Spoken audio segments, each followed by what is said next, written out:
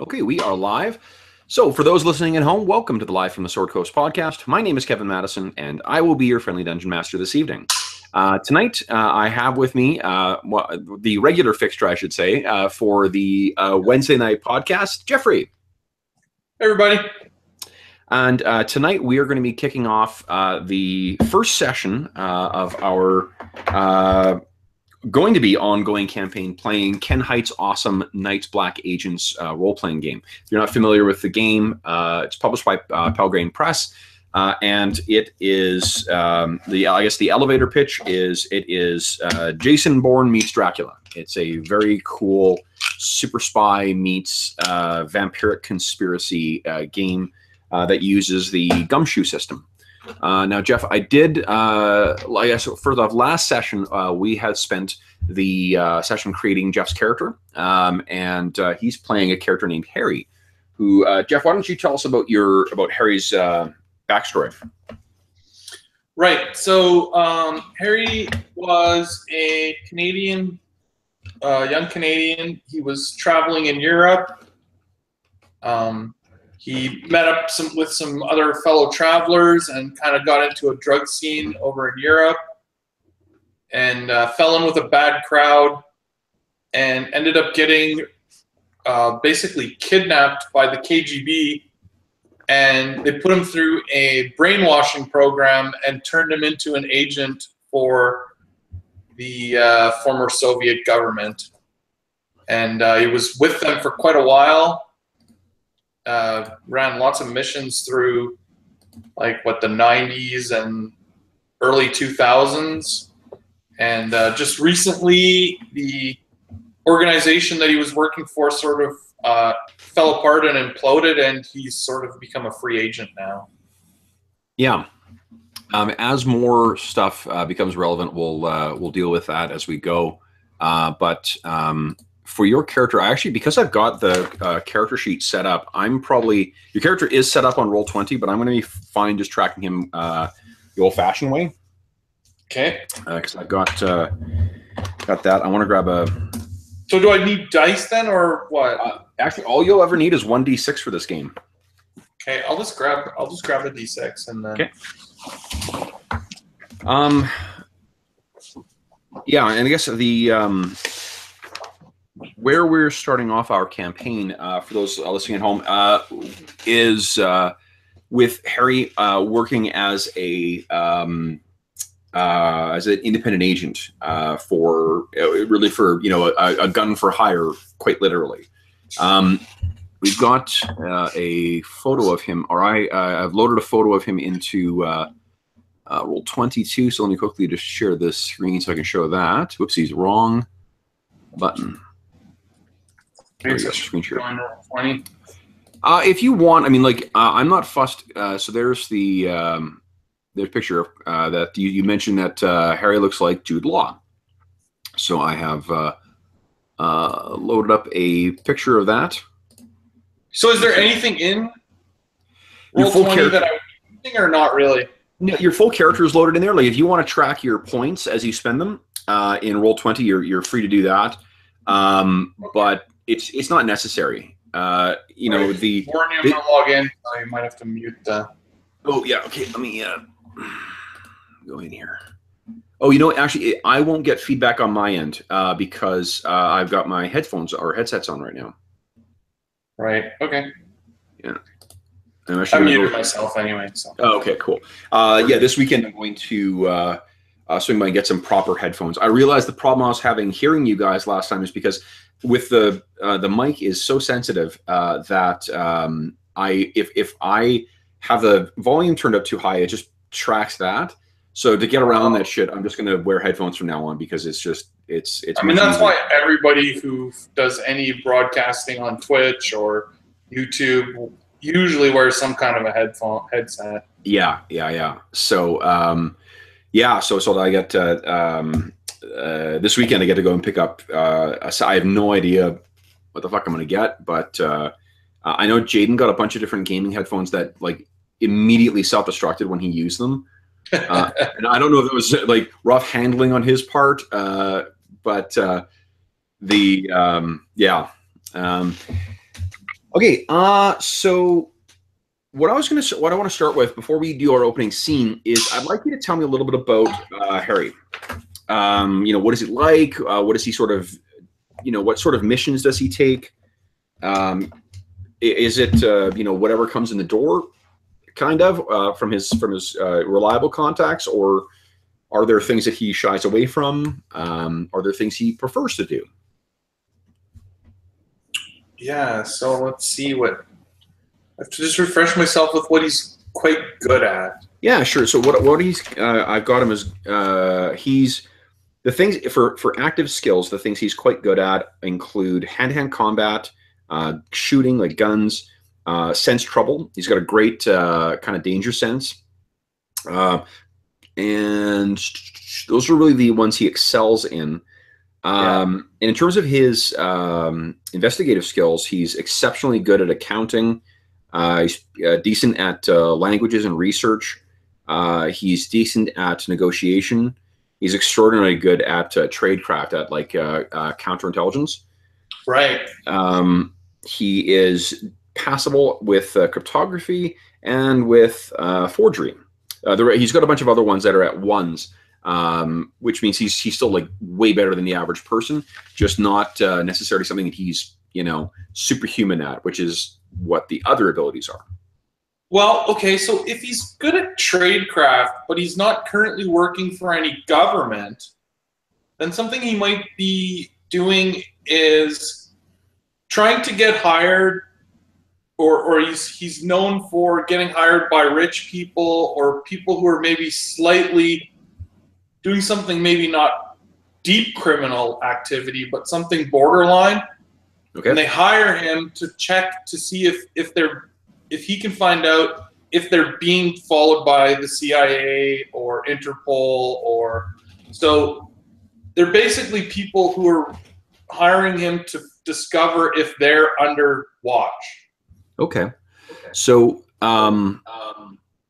because he's so good at tradecraft, so he can spot spies, within their organization or within his inner circle, or just following him, or okay. So he's sort of doing like a bit of a private investigator like role. Yeah. Okay. I like that. Okay, I can make that work with what I've got in mind. One thing we'll quickly just check here too. I just want to refresh your memory for they call them cherries in this game. When you have a rank of 8 or higher in an active skill, you get what's called a cherry, which is like a special, special ability that that the normal, a less skilled person cannot do. So for yours, let's see here. For hand-to-hand, you have Eye of the Tiger, which is you can spend 1 hand-to-hand pool point to assess your opponent and determine his toughness. The director will tell you if the opponent's hand-to-hand rating is within 1 point of your rating, lower than that, or higher than that. And you also gain access, because of an 8 or higher, you gain access to extra attacks, which means you can, in a given action, you can attack more than once, obviously. Right. You gain access to martial arts, which I actually don't recall what it does.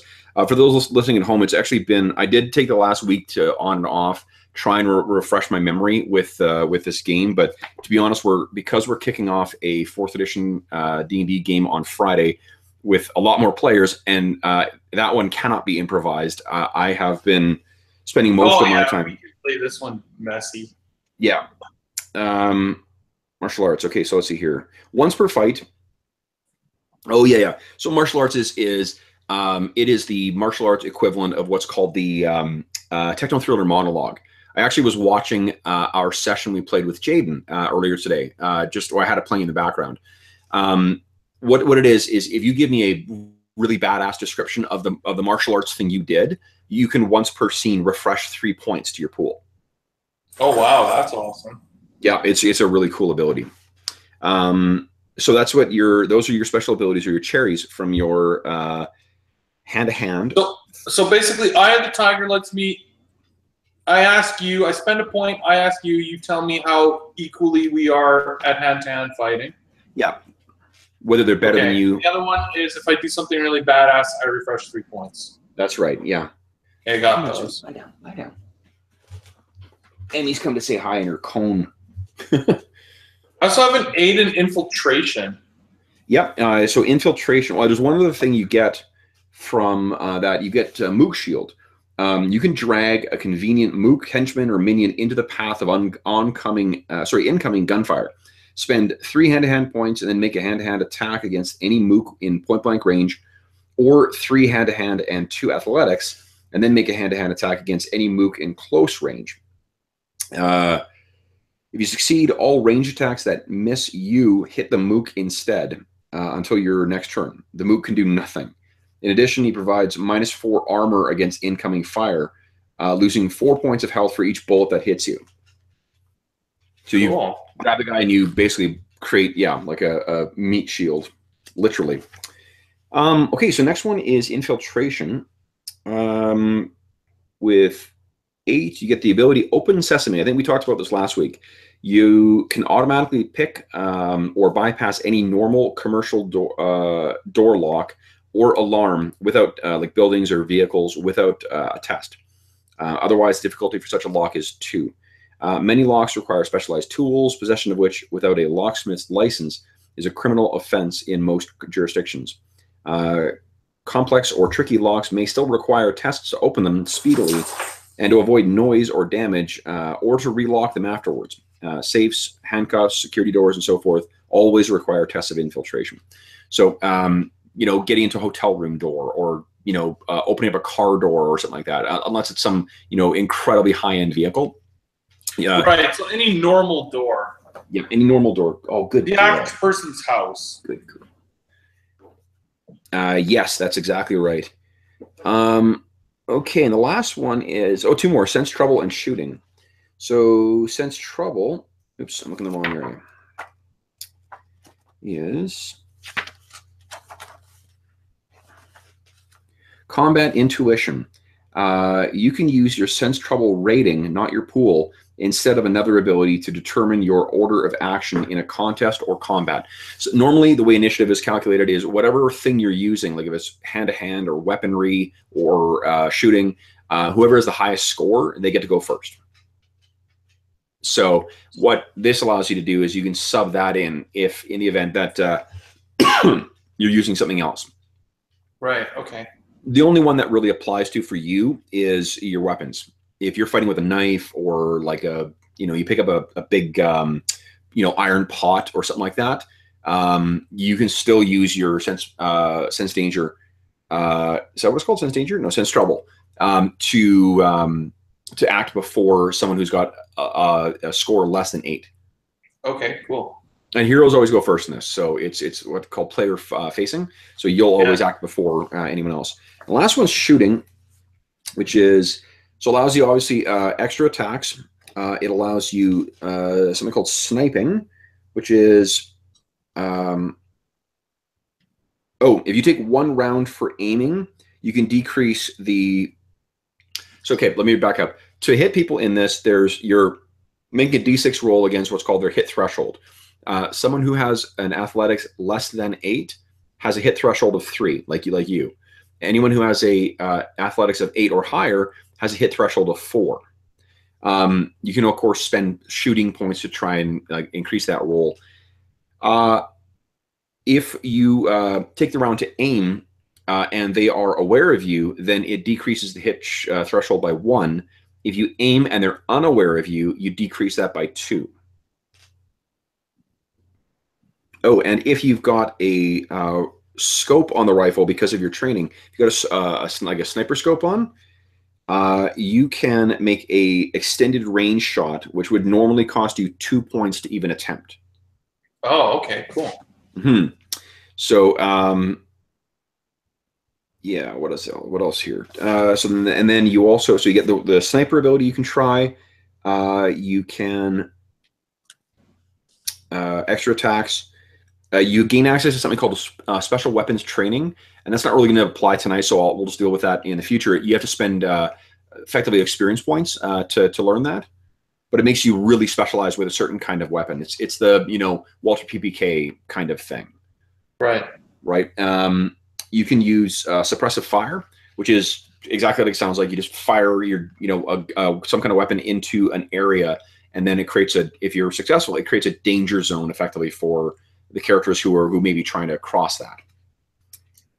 And you also gain access to techno-thriller monologue, and techno-thriller monologue is exactly like the martial arts thing. Give me a really badass description once per scene of what you're doing, and you gain you refresh 3 points in your shooting. So that's 2 opportunities you have to refresh with really cool narrative. And I think actually in Double Tap they give optional rules for narrative descriptions for basically every other skill as well. So I'm going to allow that. So yeah, infiltration and sense trouble. If you can give me a really badass description for it, then I'll let you refresh that for 3 as well. Okay. Okay. And I think there's one more thing here. Specifier and techno-thriller. No, that's it. Okay, so those are the things just to bear in mind. Those are the special rules that your character can trigger. Okay, so tell me about what like where would Harry be staying if he was if he was going to be staying somewhere? Like would he just stay wherever his current charge is staying, or would he when he has his druthers, would he stay in high-end place? Is he doesn't care, keeps a low profile? I think he keeps a low profile, but as far as he wouldn't be staying where his clients would be staying. He would be staying in probably a lower end hotel than the people that would be hiring him. Okay, because he's not like a literal bodyguard, right? He's someone who just does like counter surveillance.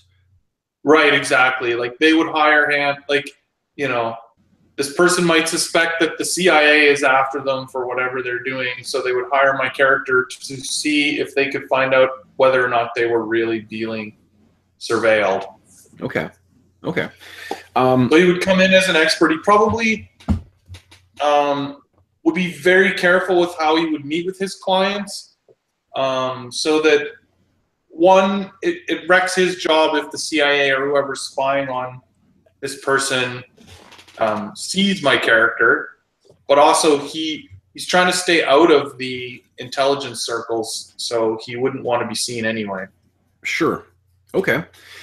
So I think our scene opens then on a busy street in a Mediterranean city. What we see is beautiful white painted buildings of a very like Italian or Adriatic kind of flavor to them. Lots of very colorful, lush foliage around. People dressed to the nines. Handsome men with beautifully cut light suits.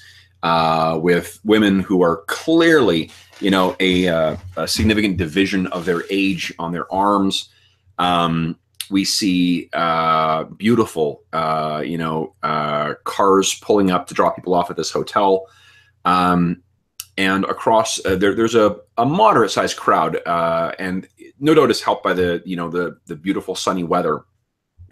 This is clearly a vacation season for whatever city this is in. We see across the street a man wearing sunglasses and dressed how?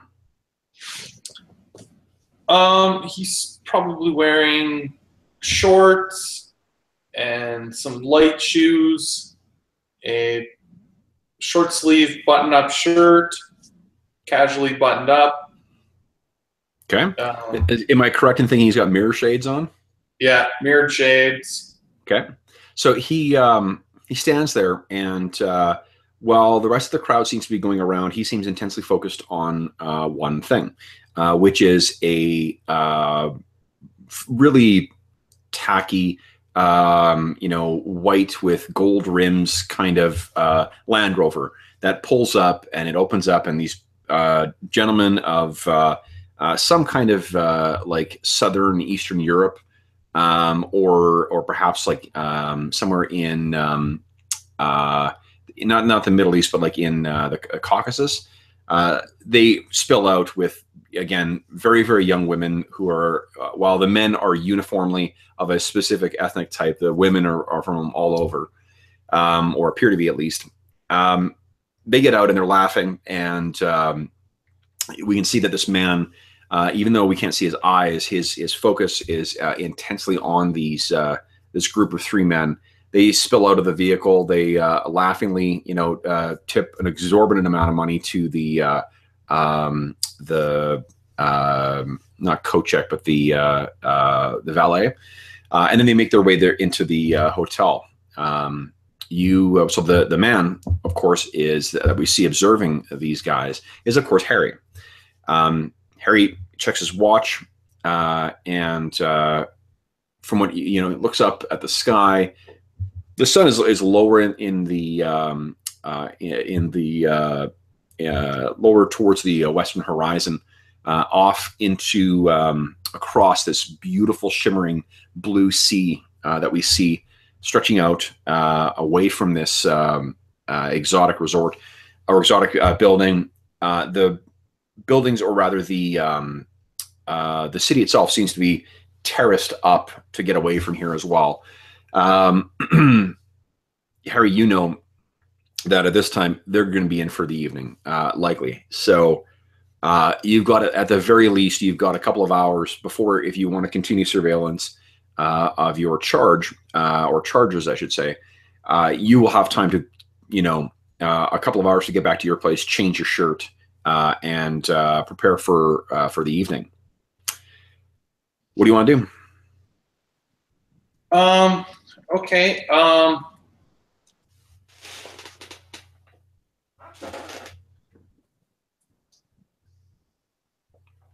So I think before he would return to his hotel, he would do sort of his normal things where he would surveil the area, take mental note of all the cars that are close by and their license plates, look for anyone who's doing anything that's doesn't seem standard, like taking pictures, but not necessarily, not in a very touristy way or whatever. Like just anything, people wearing earbuds or anything that he can see that looks suspicious, and taking note of it.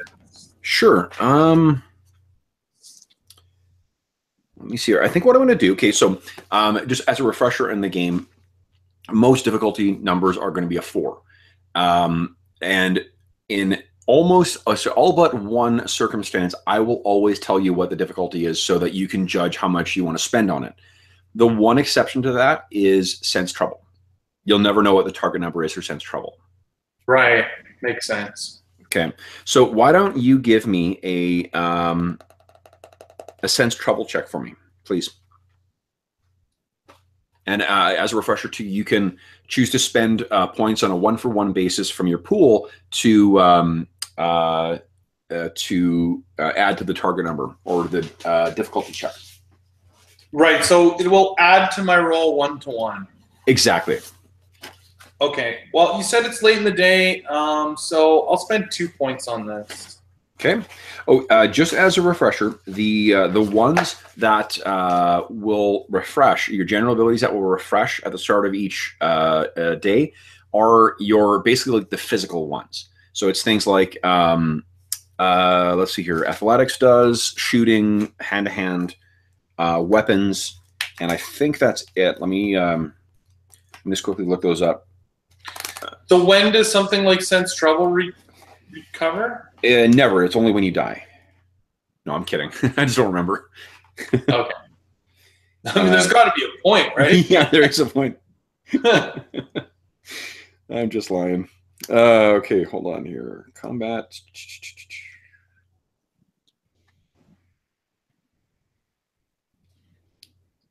Here we go. Regaining pools, 92.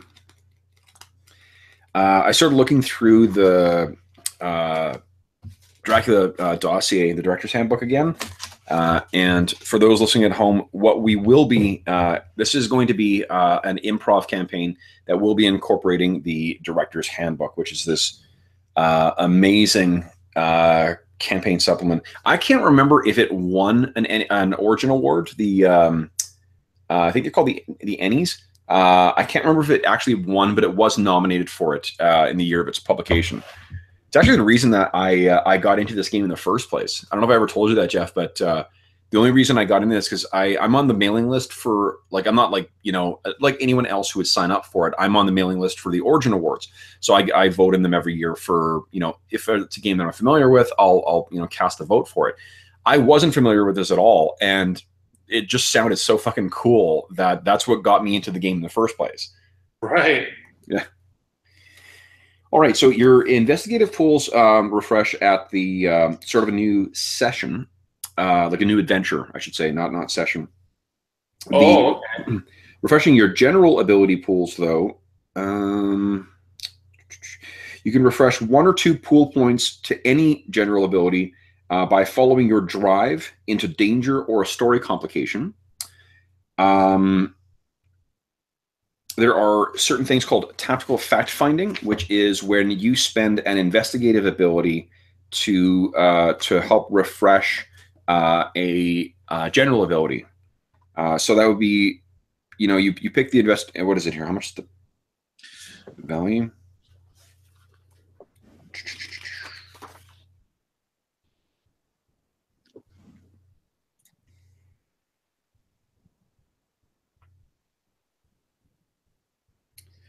Okay.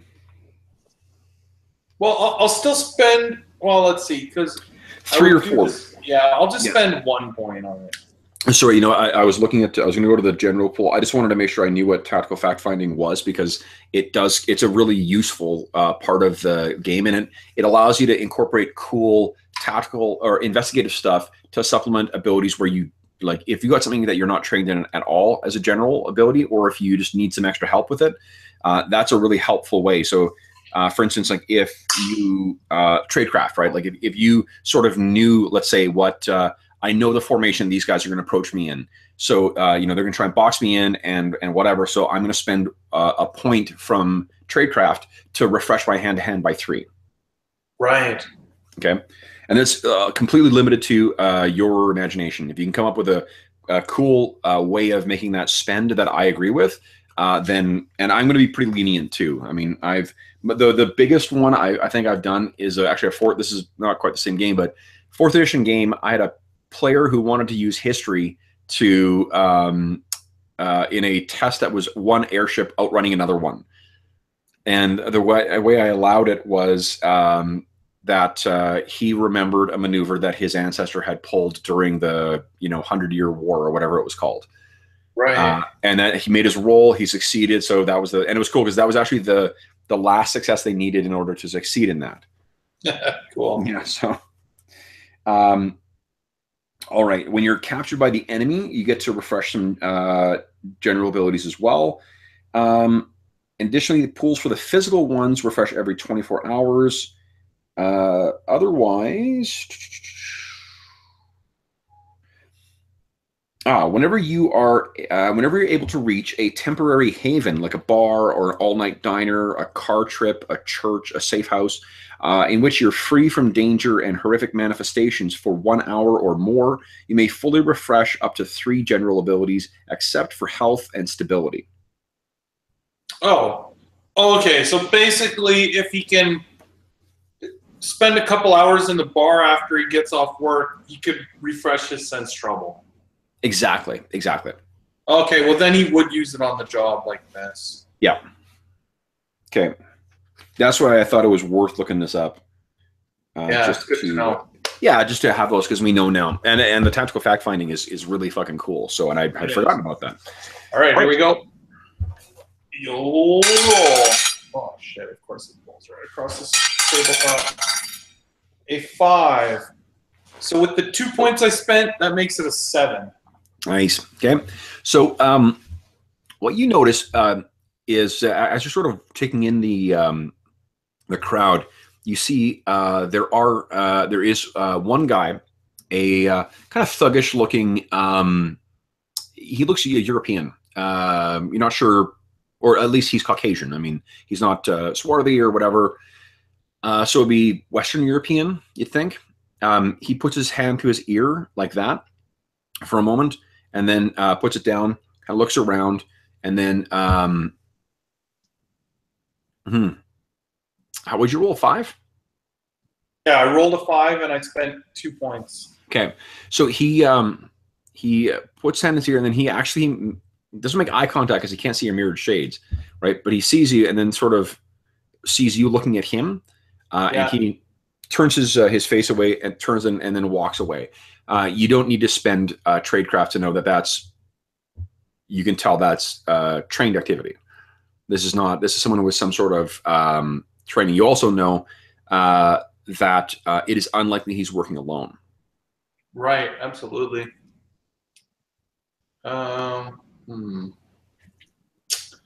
Question is if I would try to follow him or if I would. Yeah, that's action movie. That's a spy action movie move. I'll try and like, you know, I know he saw me, so I'll try to follow him, but not too, you know, close. Okay. One of the things to remember that you can do in this game is if there might be more information that you can gain by spending extra points. So just by being trained in your certain abilities, in your investigative abilities, there's a baseline of evidence and information that you will gain. You know, because you're just constantly on the eye for that. Remember that the gumshoe system was designed to address a problem that they saw, that Robin Laws saw in investigative games like Call of Cthulhu, where if you failed an investigative type role, like a noticing role or sense role or something like that, or research, then you wouldn't be able to go on to the next stage of the adventure. Right. And the analogy they use, and I'm not sure it's a fair analogy because there's ways to work around shit, but the analogy they used was that imagine that after in a dungeon crawl, right, that after you completed each dungeon, you would have to make a roll to see if you could go on to the next room. And if you failed, you couldn't get in there. Right. You know, again, I'm not sure that's a fair comparator, but whatever. Okay. So actually, you know what? You just had me, you helped me decide. This is a non sequitur. On Saturday night, I'm getting together with two buddies from law school, and we're gonna. I wasn't sure what there were supposed to be three of us, but I'm sure one of us is gonna miss the session. So what I'm gonna do is actually gonna run. Remember Mutant City Blues? Yeah. I'm gonna run that for them because Nice. none of them are big gamers yet, anyway. But I think that would be a good use the same system as this. That would be a lot of fun too. Both of them are. One does crim law too, so I think he will eat that shit up. Yeah, that would be fun. Yeah. Anyway, okay. So, what I'm going to do for the first little bit then is I will let you know when there are opportunities to do that, but I'm going to stop doing that after a session or two. Right. Okay. For sure. And I'll leave it to you to try and say, like, you know, maybe I want to spend to see if there's anything, because part of the improv nature of the campaign is that there may not be anything there to learn extra, or I may not have anything planned, but because you're looking into it, I might think, okay, what can be learned here that would make this a useful spend? Right. Right. Because we're both interested in seeing the story advance. So, okay. So with that in mind, there is something more to be learned if you spent some tradecraft. Oh, okay. Sure. Yeah, let's do it. Okay. So it's only going to take you 1 point. So you're down to 2. Oops. Well, how am I going to do this? There we go. And your sense trouble, you spent 2, right? Yeah. Okay. So what you notice, you're about to step across the street, then you stop and think for a second. And as the guy's walking away, he does this thing where you can see him tracking you in the, what do you call it? In sort of the reflections of, like, you know, storefronts and, you know, windshields and stuff like that. Yeah. And you stop and you suddenly get this distinct feeling that they are not tracking your charges. You're the prey here. Oh, I'm the one that they're surveilling. Yes. Okay. Excellent. Good information. So,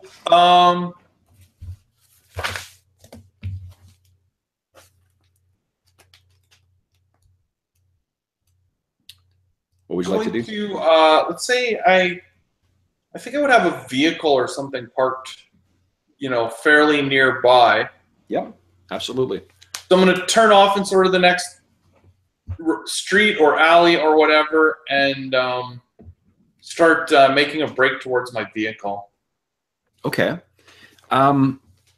Okay, so I think, are you just trying to leg it as fast as you can, or are you trying to evade them in some kind of way? I think it's going to be a case of like he's gonna pull a move like where he just looks like he stopped to do something or turned into a shop, like he's just making some kind of a move. But sort of the second that he thinks that he's out of sight for even a split second, he's gonna start booking it as fast as he can. Okay. So like he's like, oh, I'm just gonna turn this corner or stop at this stall or whatever. But like as soon as he thinks there's this moment where he's not visible for a second, he's not just gonna stay there or whatever. He's taking off. Okay. So I think then what I'm going to ask you to do is to roll I'm just going to double check, make sure I've got the correct ability here from the way they describe it. Oops. You know what would have been helpful for whenever they do print a second edition is when you print the investigative abilities and then the general abilities, make them different colors so that I can tell. They've already introduced a bunch of other different colors in here. That would have been very helpful. Have one be like gold colored and one be blue. Okay.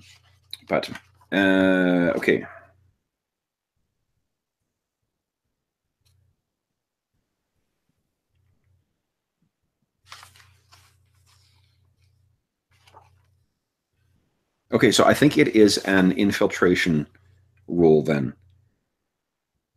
So, and that this will just be a 4. Okay. But I will spend a couple of points because basically not knowing who's surveilling him or why, and this is something that he's very paranoid about. He really is not cool with it. So sure. Cool. I rolled a 2. Well, 2 plus 2 is 4. There you go. All right. So you walk up towards one of these stands that's selling maybe fresh cut flowers, and you look over and you think out of the corner of your eye you see a second figure that seems to be a solo figure moving against the crowd that is definitely moving in your direction. You spare a look back over at the he's incidentally a bald guy, long kind of jaw with 5 o'clock shadow kind of stuff on it. He's dressed in a light colored like linen shirt, and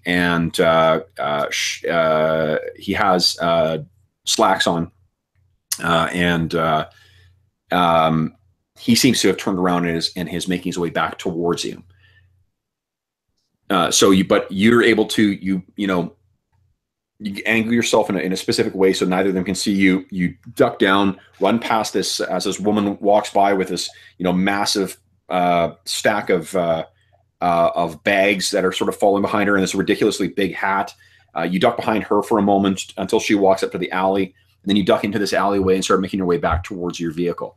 And basically, as soon as I'm in the alley, I'm just like trying to run as fast as I can and then turn up the next street before they would converge on that point. Done. So we see this scene where we hear the of you running down this hallway. We maybe see it from above. You race down, you spin around the corner. We now see you hidden against a corner. And down the alleyway, we see, Baldy, and he walks up, looks down the alleyway, kind of looks, he puts his hand up to his ear again, and turns and starts running down the alleyway towards where you are. Where are you going?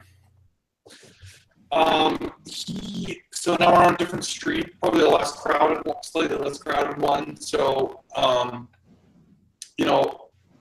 again, he wants to cross whatever street or at some kind of an angle and turn another corner. Like basically, keep changing streets before I can be seen, if possible. You know what I mean? Yeah. Like, whatever the length of the alleyway is, some distance that I can run before, in a similar amount of time to turn the corner before I would be seen. You've effectively lost these guys if you want to. Like they're not going to be able to find you unless you do something different, right? Like because your infiltration wall. I'm just going to say that you have lost them. He's coming in the right direction, but I think it's more just a good guess on his part. So you can easily position yourself somewhere else, and you like maybe you've ducked into a cafe.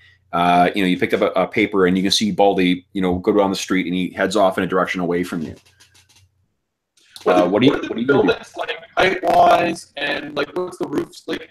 If I headed to the roof, can I move around up there, or are they very like individualized buildings and different heights? I think you probably could scramble across the roofs. All the buildings are white, and the roofs are this kind of like vibrant red terracotta. Kind of like those the kind you see with the curved kind of curved tiling that's stacked across. It's like that. So it's the kind of thing where it probably will support your weight, but like a loose tile could give a dramatic sliding moment or something like that. Right, like there would be some high risk there potentially.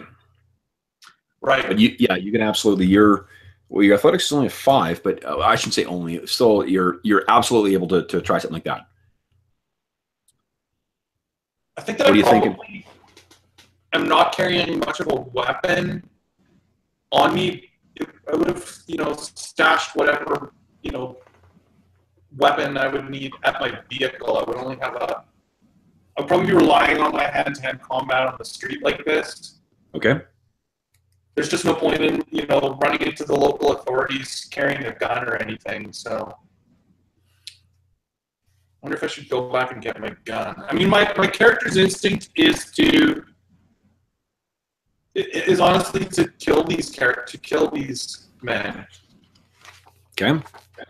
So I think he would return to his vehicle to get his weapon. Okay. So you make your way back to your vehicle. I think there's a chance they know where my vehicle is. So, what kind of vehicle do you think you were driving? I'm imagining it's probably not terribly far away, just in the event that your charges decide to leave at some point. Right, like it's within a couple blocks, like somewhere that I can get to quickly. Yeah. Yeah. In fact, it might even be now closer to where we originally started than where I run to at this point. Okay. So it might even be like a looping back kind of maneuver.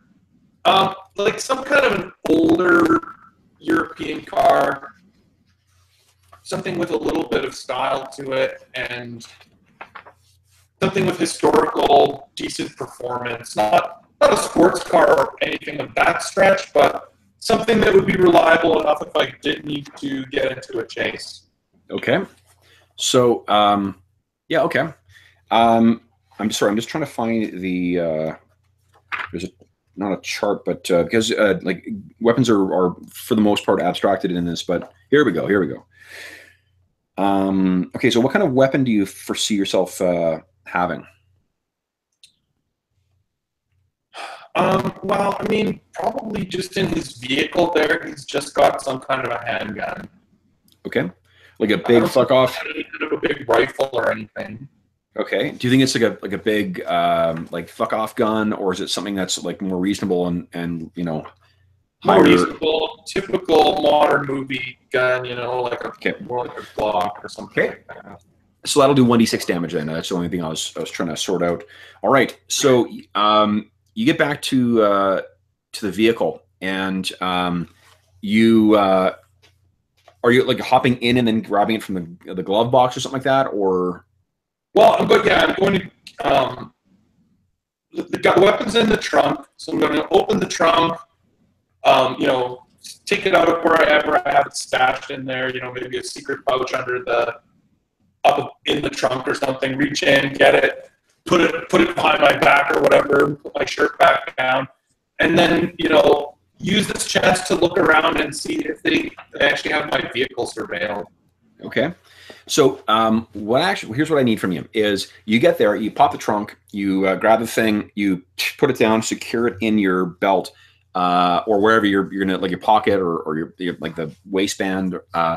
Would you kindly make another sense trouble for me, please? Sure. I will spend another point on this because he is highly. Okay. Or at this point. Ooh, that's a 1. Oh, okay. So you. I don't know if this is supposed to be this way, but I'm going to say that he had sort of a holster that he had fastened up under the car, but he had put it here maybe like a couple months ago, and things have been going so smoothly. He hasn't checked on it for a long time, and just over the course of driving, it had sort of gotten a little bit wedged into the mechanism of the trunk. And so he was having a really hard time getting the gun out of its holster. And so it was like frustrating him, and he was actually annoying.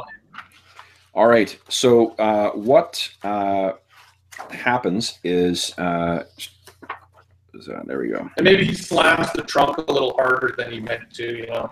Okay, so he gets the thing. He's finally gets the damn thing, slams it shut. You're positioning it in when. Let's see here. Oh, okay. You hear this crack that you recognize as suppressed gunfire, and oof, you take 5 points of damage. Something hits you right in the shoulder, spins you around, and knocks you against the car. Oh, you've been shot. Okay, so I have what, 10 health? You have 10 health. You're down to 5. Okay. Okay, so yeah, it like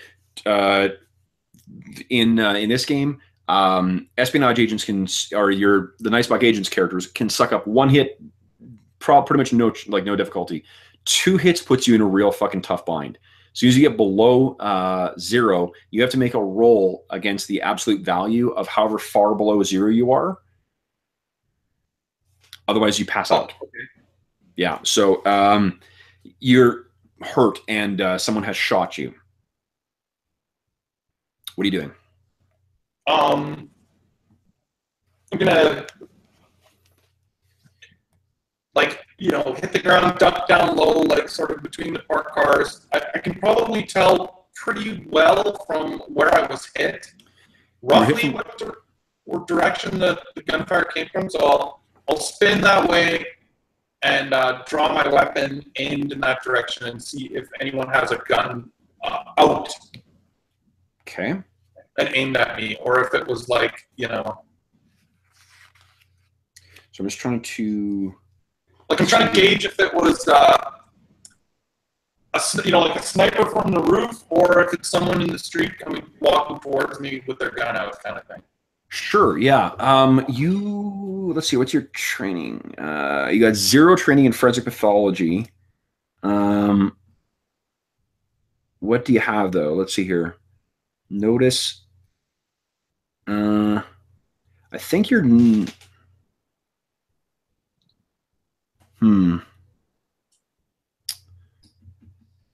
Well, you know you were shot in the back, but I'm not sure that. If you said a suppressed fire sound. Yeah, it was a suppressed fire sound. So it's a gunshot that was suppressed. So it's from somewhere behind you. I'm just trying to figure out whether you would know whether from where you were shot, whether it was from above, on the street, from a window. Oh, that's like I'm turning and facing that direction with my gun drawn and seeing if someone is in the street with a gun drawn. Towards me. And if not, then I'm looking, like, you know what I mean? Like, his first reaction is, look on the street, see if someone's walking towards him with a gun drawn. If not, look up high. Sure. Just give me 1 sec here. I'm just trying to see if I don't remember I can't remember if cover is a thing in this game or not. I can't remember if they've abstracted it to such a degree that it doesn't really, it doesn't really matter where you are, or whether the way cover works is if you're covered in certain areas, then they have to make a call shot against you to try and hit the part that isn't covered. So just give me 2 seconds, because once I looked it up, I won't have to do it again. Cover, here we go.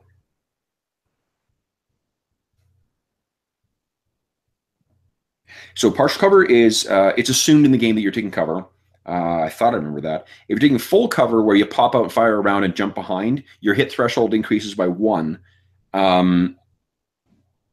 Okay, so that's what I wanted to know. So you will have a chance to see. You pop up and you take a peek, and there's no one on the street that you can see at least. Right. So then I assume that someone is sniped me from a rooftop or something.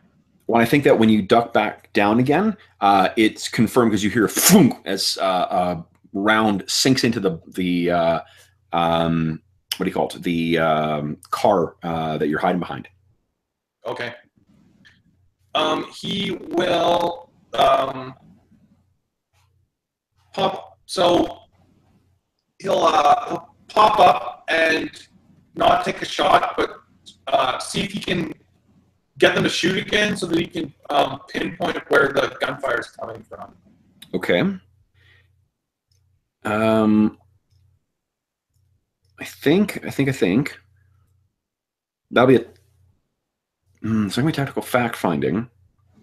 I think I want a notice spend then. I'm gonna have to review the rules between now and next. I may, if for those listening at home, I may be fucking up the rules here. So forgive me if I am. But I think that's what I'm going to require for you to sort of spot this dude. Okay. Well, I'm trying to think. Sorry, the reason is I'm trying to think of what active ability you would be using. There really isn't a notice, active ability. Right, like general ability. Yeah, like sense trouble is. Oh, maybe surveillance. Hold on. What does surveillance do?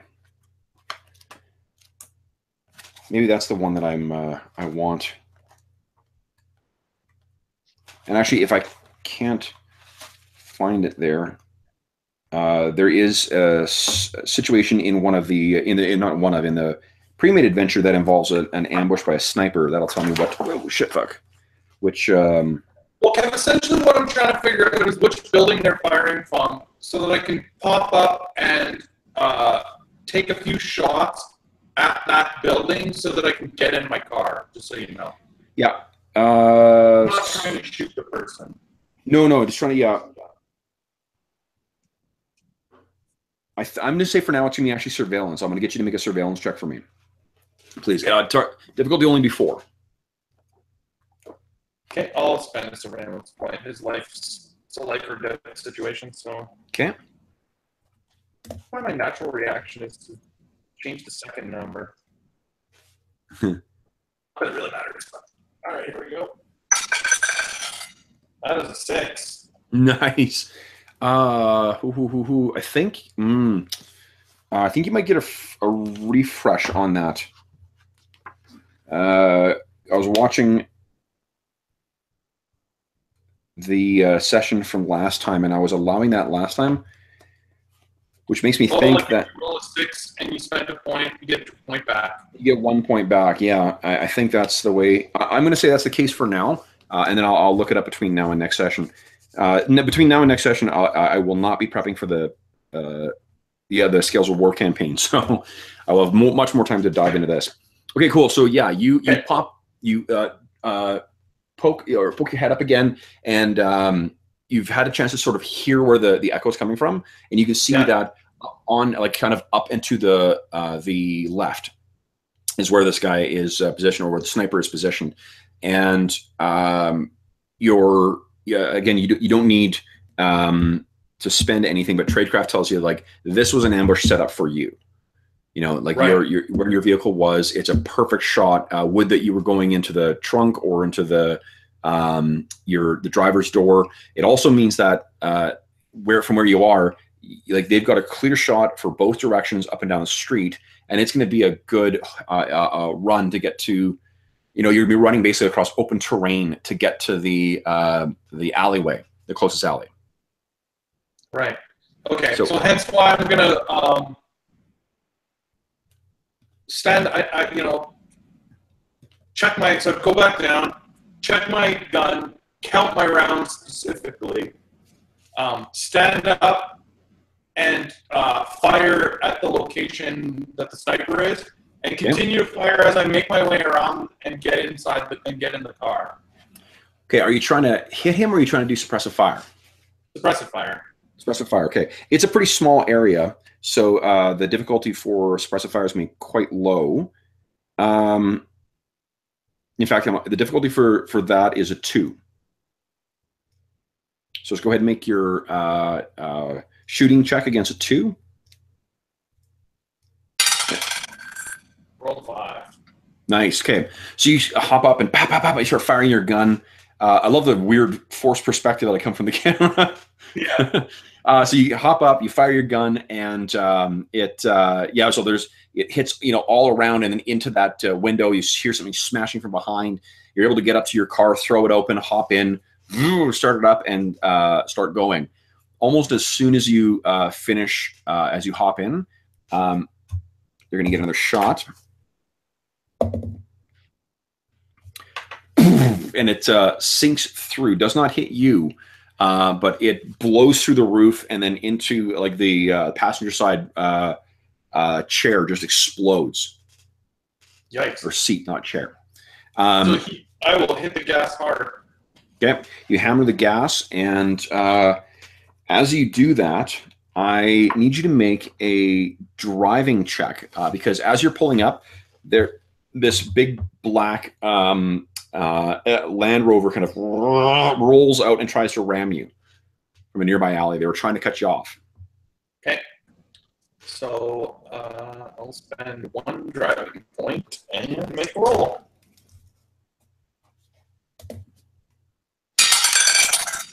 Oh, that is a 3.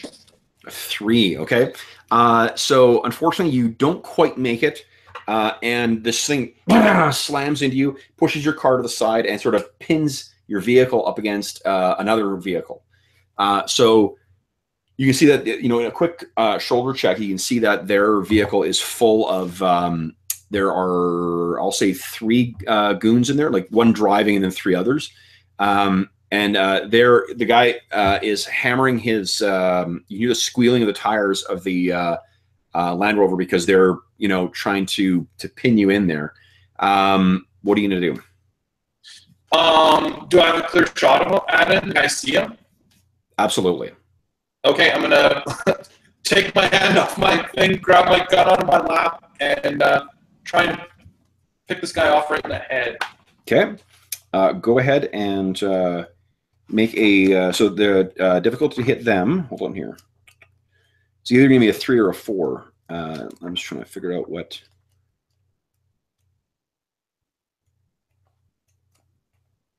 God dang. There they are. Okay.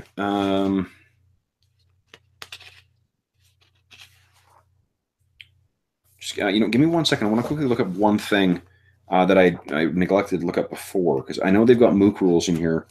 I just want to know what those.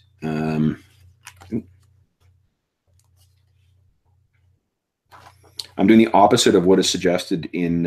Oh, sweet. Here we go. 2 or 3.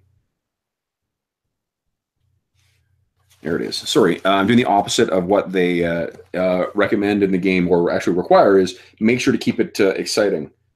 I am making it an exercise in you watching me do research. So yeah, we're just getting back into it. That's cool. This is all the excitement of assembling an IKEA piece of furniture. And then I go and get the Allen key. 2, 3. Yeah, exactly. You need the Allen key. Roll for Flurgan or whatever. Okay. Okay. So now I know the MOOC rules. Awesome. So yeah, the difficulty to shoot this guy is going to be a 4. These dudes are trained. Okay. I will use 2 shooting points. Okay.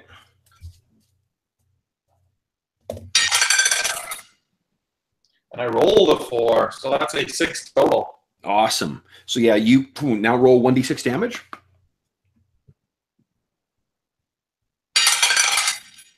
Also 4. Oh, okay. So you fire through, you blow out your side door, blow out their windshield. Is it the driver or one of the other guys that you're going for? I was trying to shoot the driver right in the head.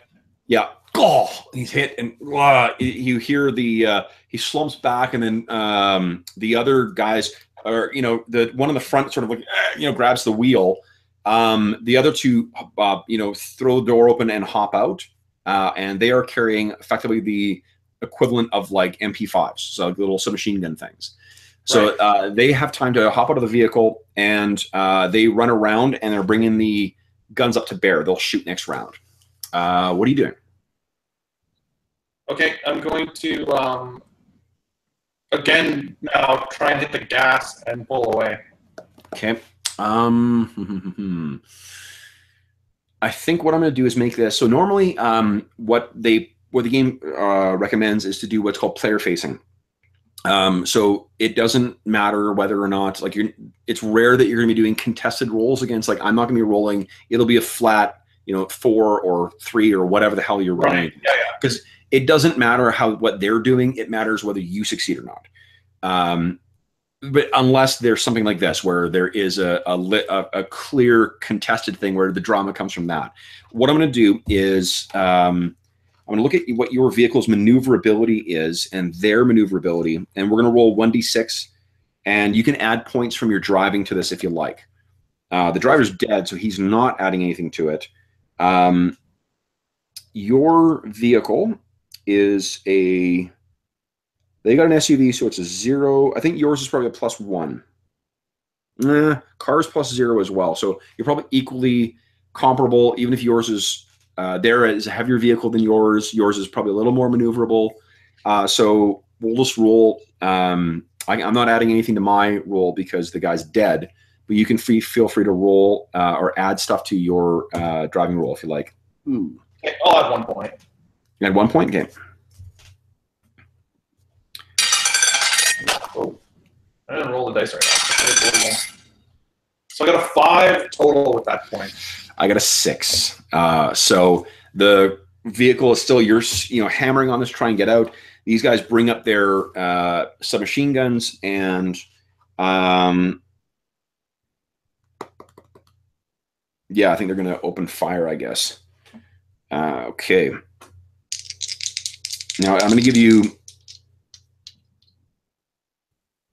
Yeah, you got partial cover effectively. So you, yeah, I mean, you're just going to have to roll and see. Unfortunately, because your athletics is a 5, your hit threshold is a 3. So, however, you know what will not help with that is if I roll 2 1s.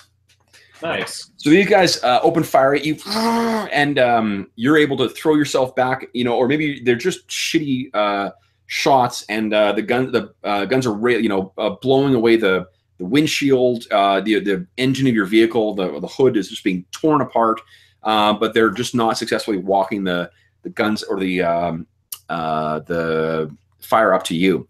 Your turn. What would you like to do? So undershooting, you said I have extra attacks. How does that work?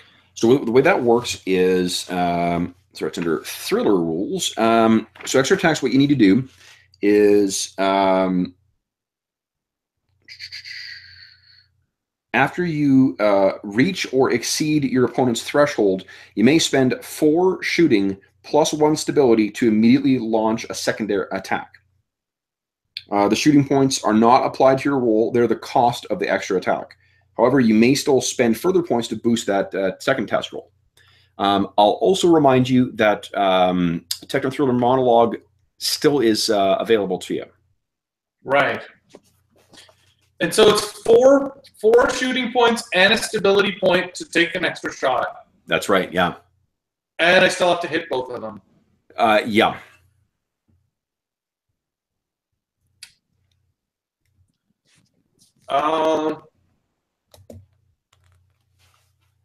See if I want to try that or not. So I'm like imagining that he like rolls over into the passenger seat and, leaves it all the way back and shoots through the back window and takes a shot at both of these guys. Well, there's one guy, because they would have gone out each side of the vehicles. I think there's one guy who's firing like slightly on the passenger side into your vehicle, and one guy from the back, and then one guy who's slightly on the passenger side from the front. So they're not exposing each other to the, killing zone or the kill box.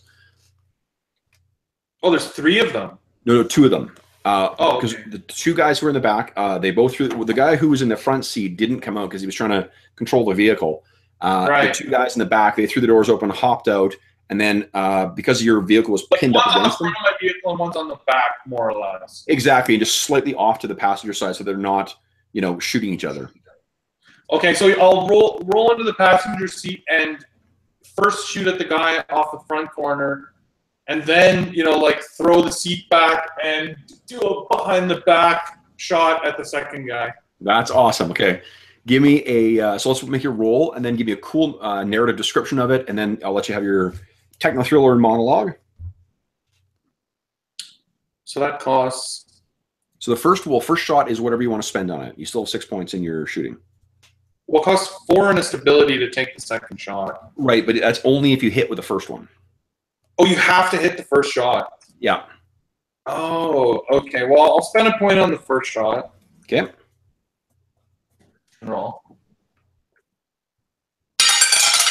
Come on, this table is terrible to roll on. So that is a 6 total. Nice. Okay, so you absolutely hit. Roll damage. That is a 6 damage. Nice. Okay, so give me an awesome description of how you jump up from the passenger side, hit the one guy, and then look to the next one. So he tried to drive again. So he grabs his gun again from the center console and basically like does like a barrel roll from the driver's seat into the passenger seat, and then comes up, basically like looks this guy right in the eyes and you know, picks him off in the head as well. So it's like 2 shots, 2 between the eyes kills so far. Awesome. Okay, so bam, he's down, and then he like, you know, hits the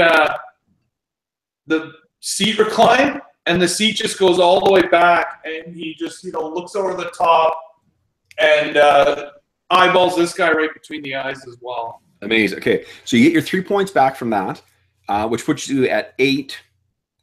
Then you spend your 4 points to do the second one. You're down to 4, and 1 point from your stability. Your stability is down to a 7. Do you want to spend any points on the attack roll? That is a good question. Where the heck's my stability? Your stability is an 8. Are you looking on the Roll20 sheet? Yeah. Stability is the blue thing, I think. It's right underneath your health. Let me take a look here. Character sheet. Mental stability. It says. That's why. Yeah. It's because it's not just stability here. It's listed as mental stability. Okay. I kind of want to spend. Yeah, I'll spend another point. Okay. Down to 4 shooting. You know what's weird is my camera in Roll20 is not working. I wonder. Oh yeah, you're black. It's weird. You're totally black there. I'm using my new computer, so that's probably why. I wonder if it's the kind of thing where I need to shut off. 20. Okay, well, I'm rolling the second shot. Stay on the table. That is a 4. A 4. Okay, that is absolutely a hit. That is. Oh, come on. At least it's good to catch. Oh, 3 damage. 3 damage is actually still enough to take the guy down. You know, I'll deal with the video issues. We had video last time, so it's clearly something I fucked up here. Maybe anyway, whatever. I think your video was there when we started. I don't know. It's weird. Yeah, I don't know. I mean, I think that it was. Let's see here. Regular. I can make our. Oh, that's cool. I can make our video avatars large. No video audio. Oops, I do.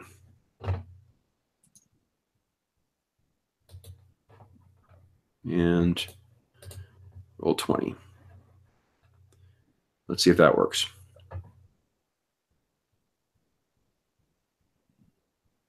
Black again. That's weird. I do not know. Well, whatever. I'll deal with that on Friday. Yeah, that's not a problem for today. Okay, so yeah, so you kill that second guy. He's down as well too. So the only person remaining is the guy in the passenger seat of the van. So And the sniper. and the sniper, of course. Although I think that you've probably pulled far enough away down the street. Well, maybe not actually. Yeah. No, they kind of pinned me in right away. So Yeah. So okay. So actually, I'm gonna make a attack roll for the sniper then. No. See here again, and something slams through the hood of your vehicle, but you are not hit. So and the guy in the passenger seat, he's going to pull his gun out, and he's going to try and take a shot at you as well. Oh, he does hit, but you only take 2 points of damage. Damn. what happened on my character sheet? Oh, weird. 2 more damage. Down to 3.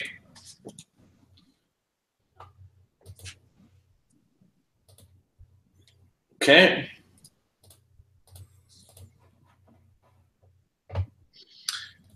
I don't really think it's a good idea to make a break for it. I think I need to stay in my vehicle to get out of here. So, What are you going to do? maybe my best chance. What kind of an angle does the sniper have at me from where I am here in the passenger seat? What do you mean? It's sort of lined up to the driver's side, right? Tell me what you're trying to do, and I'll tell you whether you're going to be. Well, I'm just going to try and shoot the last guy that's up close in this SUV. The angle to hit you from the sniper seems to be pretty difficult right now. Okay, good. Then I will attempt to shoot the last guy that's up close here before trying to drive away. Okay. Go ahead. You have 4 points left in your shooting.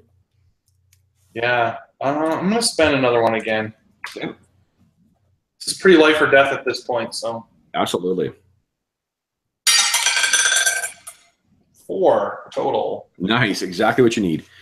Bam! You hit the guy and roll damage. 2. 2. Okay. He's hit, but not quite dead. So you hit this guy. Yeah. So then it'll be his turn. What is he going to do? I think he is going. How many sort of actions do I have in a turn? Just one. Okay. Yeah, the way you get extras by doing that extra actions thing. Yeah. So he is going to again try and he slams the submachine gun down and is kind of fires off wildly into your thing, misses you. But comes very, very close. So your car is just sprayed with gunfire right now. What are you gonna do? I guess I'm going to try and finish him off. Okay. Well, this isn't great, but I'm going to use one of my last 3 points of shooting. Hitting seems to be the most important thing here. Yeah. 4 total. Okay. Awesome. That hits. And 4 damage. He is absolutely dead. All right. Okay. So, with did I notice? I mean, I sort of made eye contact with 3 of the 4 when I shot them. Were any of them the bald 5 o'clock shadow character? Would any of them? Sorry. Were they the guy that I saw in the street? No. But okay. I think you can tell like this sort of ambush is again tradecraft. And right. You know what? If you spend another point of tradecraft, I can tell you what agency this fits. Right, I've seen enough of their weapons and whatnot. Yeah, I think I probably will do that. Okay, so you're on 1 tradecraft. Yeah, this is absolutely CIA. Okay, these are Americans. Yeah. And remember, you are the one who killed a bunch of Americans, so I'm foreseeing that you've got whatever the opposite of fans are in the U.S. So, okay, so that's dead, and with that, the guy slumps over, hits the other guy, who seems to, at least the guy's foot is knocked off of the accelerator, so you're not having the force of another vehicle that's pushing you against right now. The sniper takes another shot, still doesn't hit. Wham! Hits the what do you call it? Slams into the dashboard though. So you know where you would have been. I think was, you look back. What do you want to do? At this point, I'm going to get back in the driver's seat and take off. Okay. I won't make you make a driving roll. You're just going to be able to pull away and go. What do you do? So we see you pull off, and you're bleeding and. Oh yeah, I'm seriously injured. Yeah. So as you go peeling away, you see the sniper, kind of lines up and sort of follows your vehicle along, and then you take the first turn you can to get away from that, and then it brings the rifle down. You hear what do you call it? Someone say, like the viewers, I suppose. Someone puts their finger up to the mic the earpiece, and it says he got away with a clearly American accent. Okay. My character is so paranoid he wouldn't be returning to the hotel that he was previously staying. He would have a second location picked out in the city somewhere that he would go to. Okay, I'm just gonna. I gotta run to the washroom quickly. We're gonna take a break, and we're gonna come back, and it's actually gonna be 3 months later. Okay, I'm just gonna get some water then too. Yep, sounds good.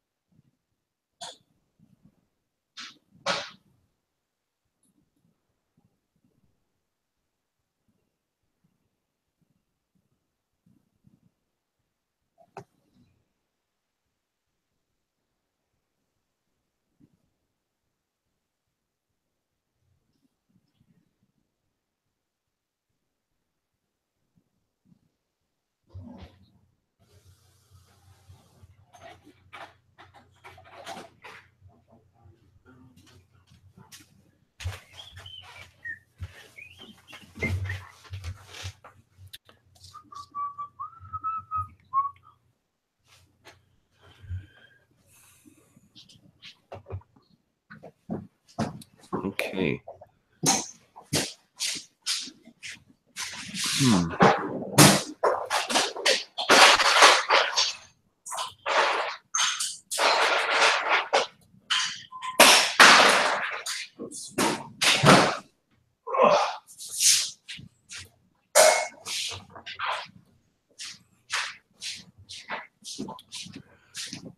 Okay, Jeff, I'm going to try logging out and logging back into roll coding and see if that makes a difference.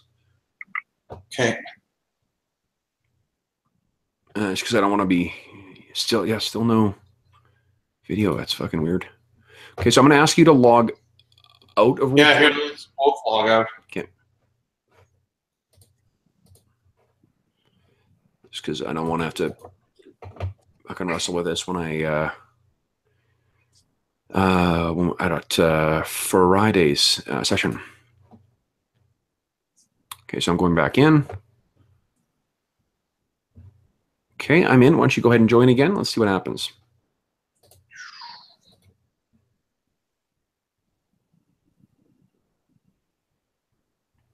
Still blacked out. That is weird. Know what? Actually, now that I think about it, it never was your camera. It always was your profile picture. No, because I've seen like every video that we've. If you look in every video, my camera's always working. No, I just mean tonight. Oh, tonight it's only been. Yeah, I don't know. Yeah, I don't mean in general. I just Yeah, I don't know. so, I mean, we can No, fix this. I'm trying to think of how I. I'm going to close all my Chrome windows except for my call here, and let me try logging in again. Oh, okay, good. And let's see.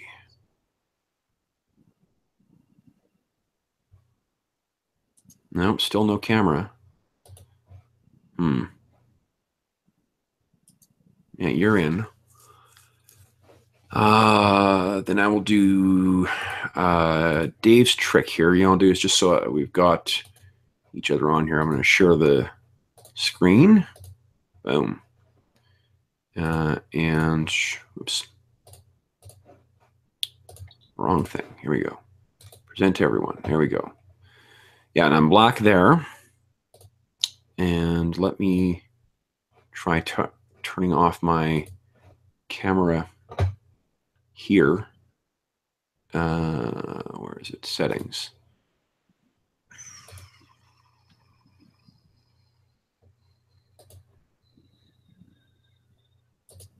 Oh, I actually cannot.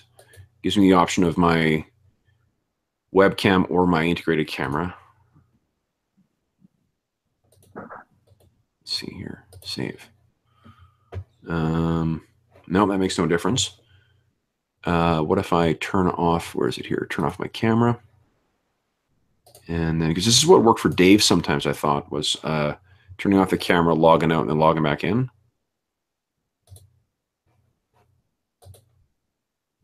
If not, then we'll just keep on playing. We don't need it for tonight. Well, yeah, we could log on early on Friday and try and fix this too. No, now it's working. That's weird. So it may be like, oh, it's really choppy though. Let's see here. See, can you see? I'm really choppy and yeah, you're like jumping around. That's weird. My connection's awesome tonight. Just this shitty integrated. Yeah, like the quality of the image is good. It's just. I think it's because hold on, I'm going to mute you as well. Your frame rate is crazy low. Yeah, it's because the integrated.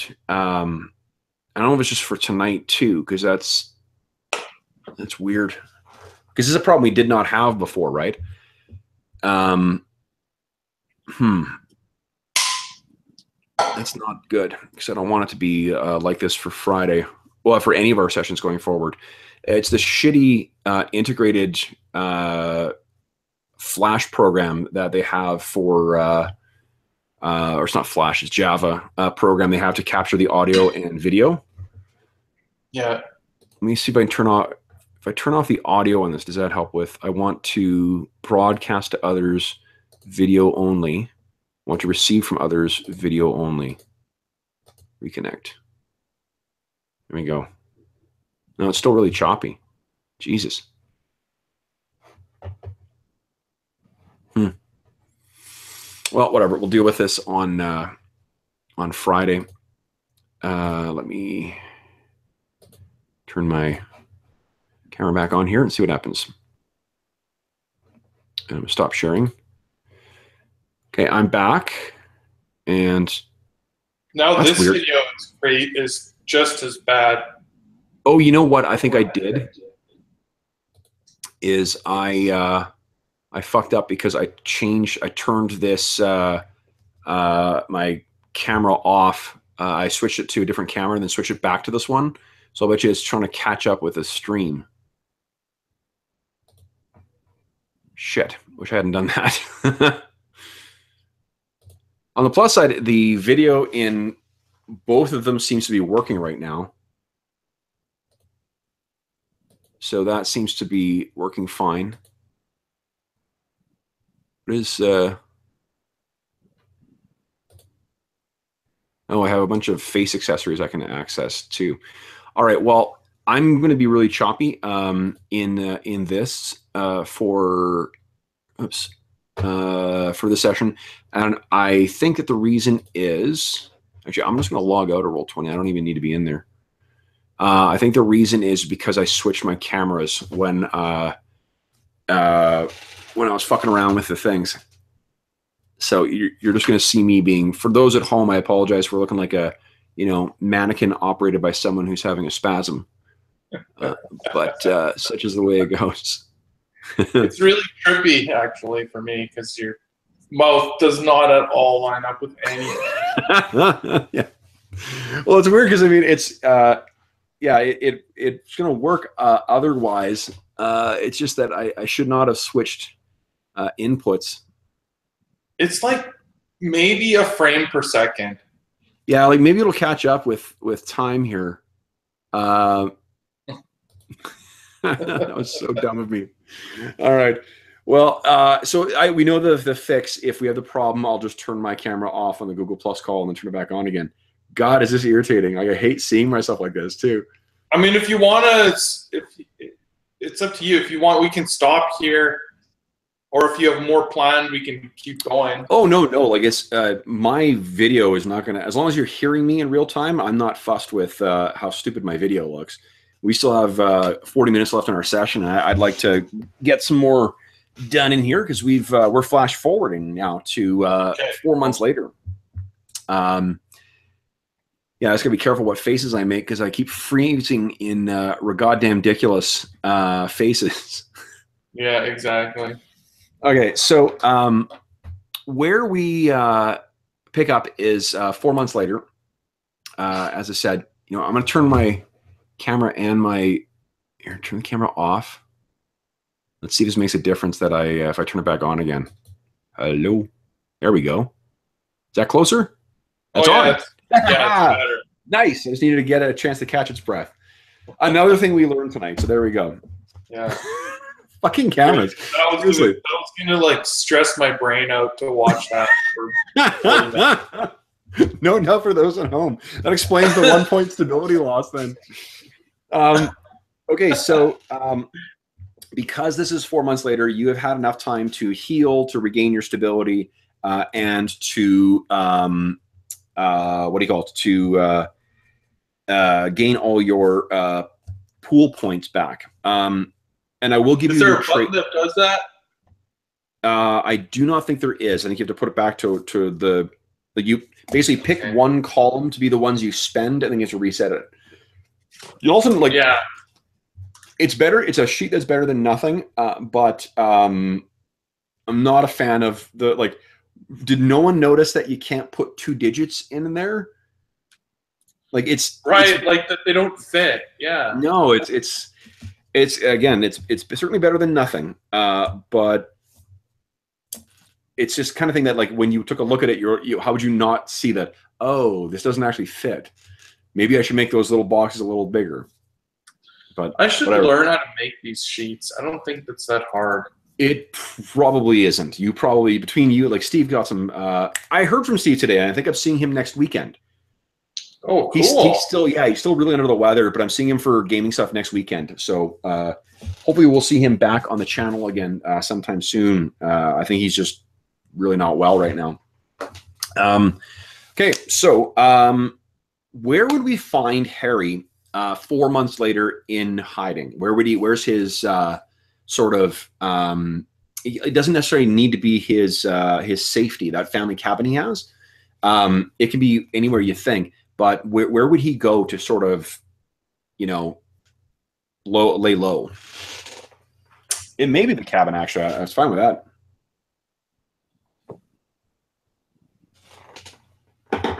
Yeah, maybe that's interesting if he's back in Canada. Well, his safety is the place where, the way you gain your stability back is by exposing,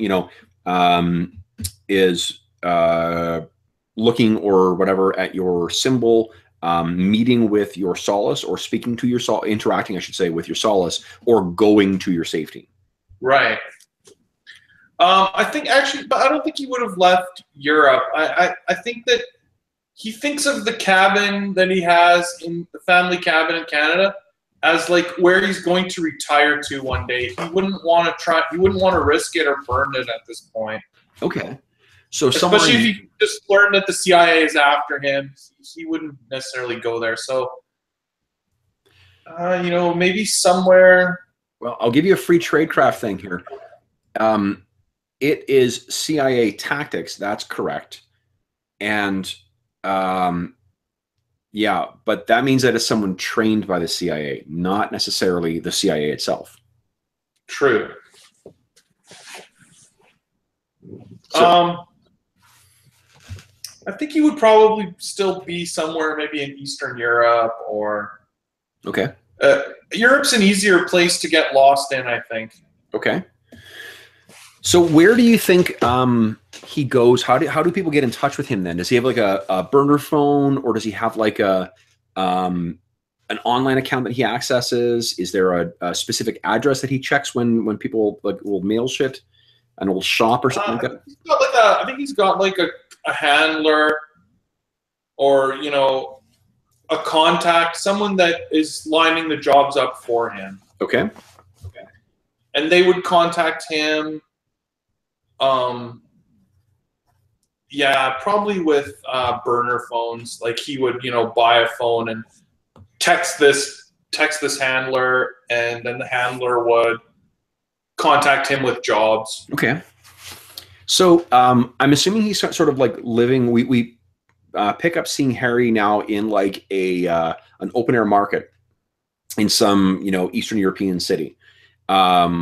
You know, he's walking through buying some, you know, fruits or vegetables, stuff like that, just general grocery stuff. He's dressed in a markedly more relaxed manner than we saw him last. He maybe he's got some, you know, 5 o'clock shadow going as well. Grabs the last of his stuff and he makes his way, you know, seeing cuts to see him coming back to his apartment. Gets into his apartment and, you know, it's this dingy little place. It's maybe like 400 square foot apartment. You know, I mean, I'm assuming it's sort of like former Soviet bloc, Eastern Europe is where he's staying. Yeah, that's what I'm thinking. Okay, so yeah, so maybe it's maybe like one of the Eastern German industrial cities. Like I think, what am I thinking of here? Dresden, I think, is east of Berlin. I should take a look here. That's. I really don't know. Let me. This is something I'll be doing between now and next session as well. Is doing some fucking research. Well, I mean, I definitely. This is a great game to have Google Maps around. Totally. When Yeah. you're playing it. Dresden is the capital of the Eastern German state of Saxony. So there we go. Okay, so the only thing I know, because of the firebombing, I think Dresden also is kind of an ugly city, so it would have been rebuilt after the war by the Soviets. So it would have a lot of German or like Soviet style brutalist architecture and stuff like that. Yeah. So you're in there and you get into your apartment, you put your stuff down. Where do you keep your phone for when people are contacting you? Is it sort of like on the nightstand charging, or do you keep it stored somewhere, or what? He's got like a small safe in his apartment. Okay, so it's probably like real small, like big enough for like a passport and a phone and a gun kind of thing. Sure.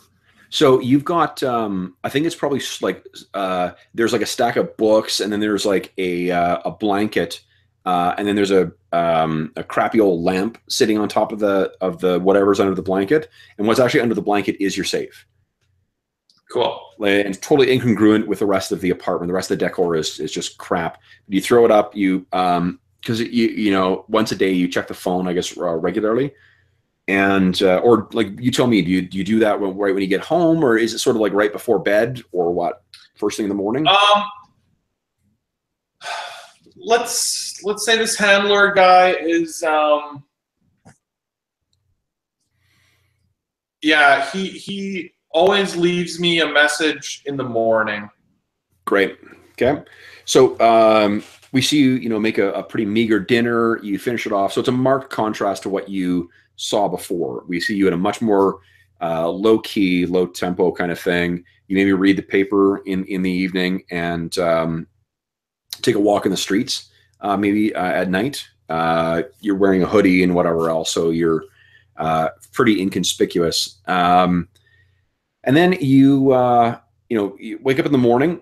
You roll over, check the safe, open the safe, check the phone, and there is a text message from your handler. Let's say that your handler's name is Rudek.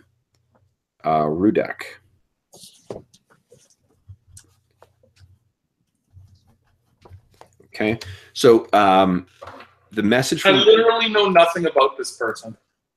Great. Okay.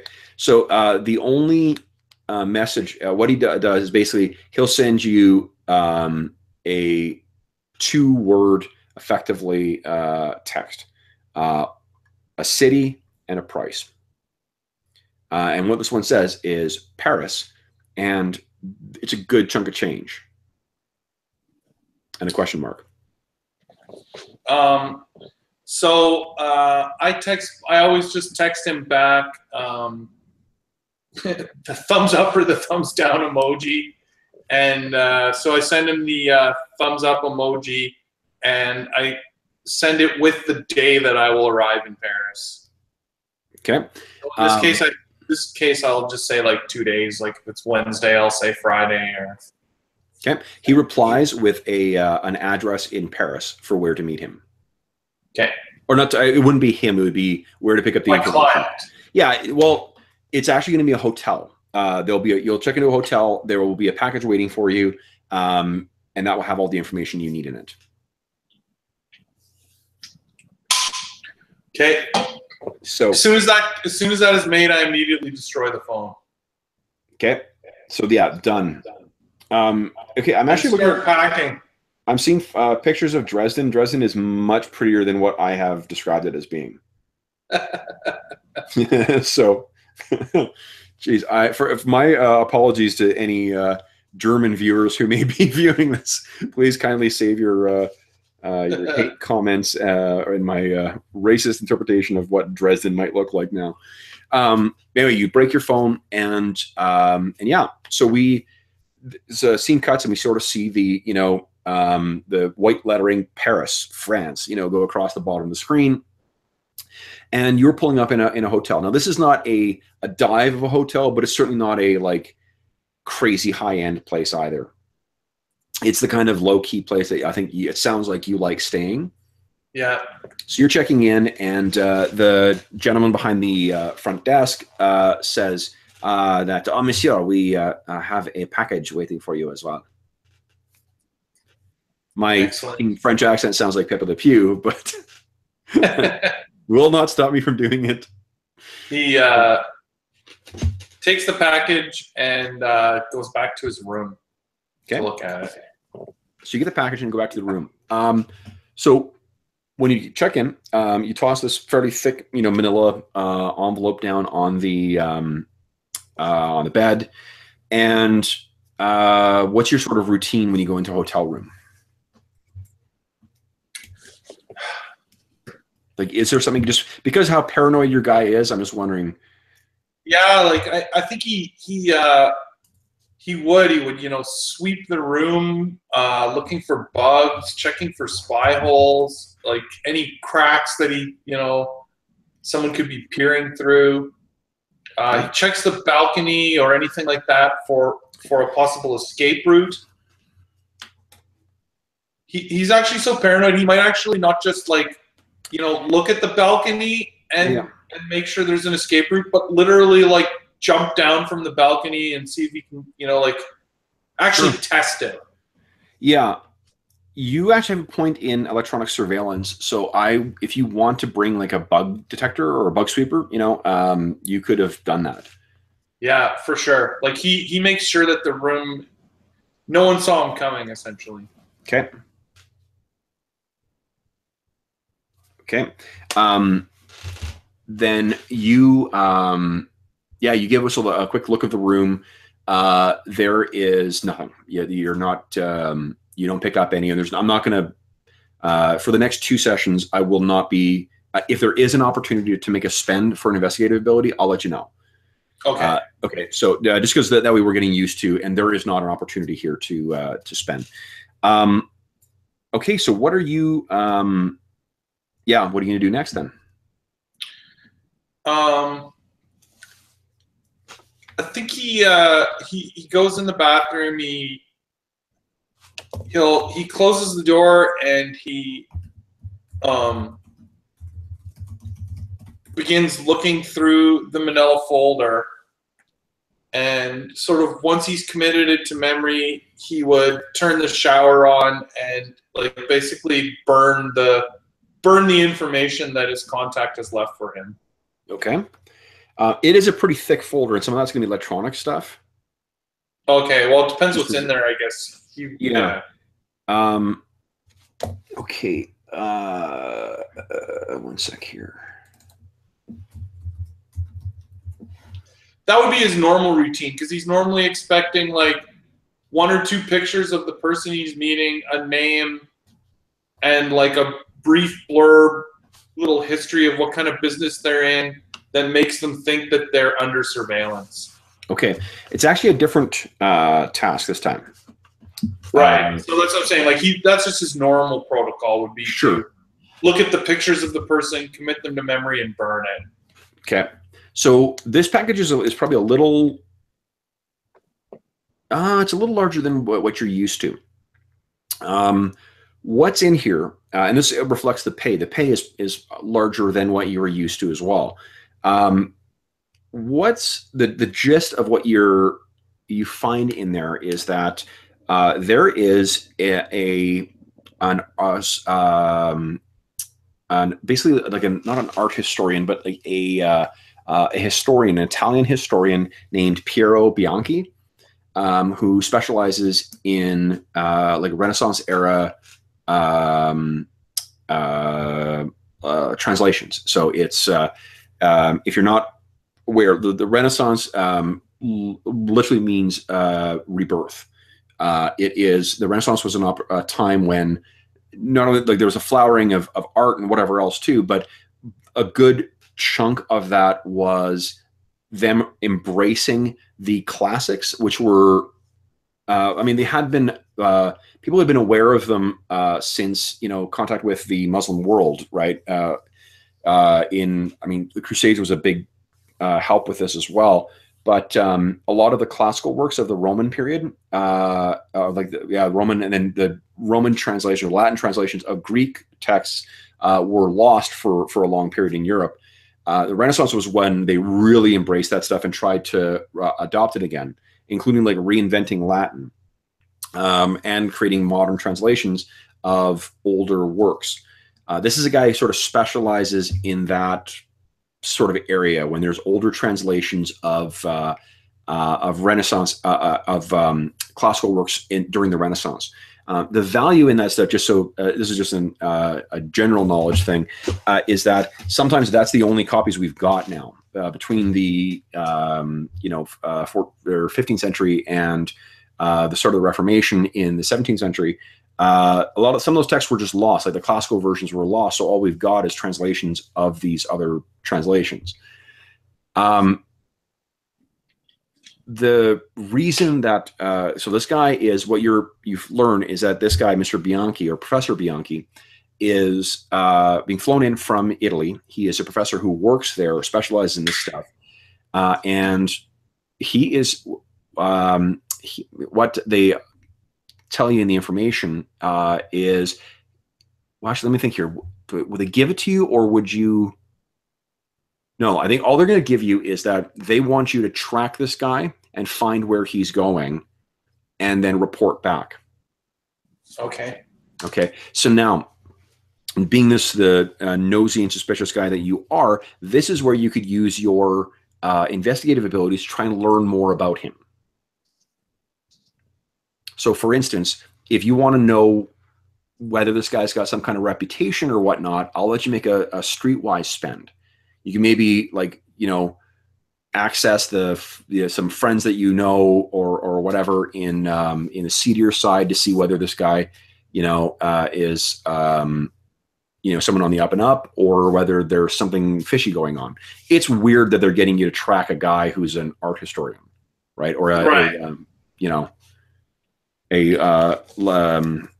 a seminologist, but he's sort of like that. He's a historian slash. I think semiotics is the study of language. If only the internet here. So I'm going to use it's study of signs and symbols.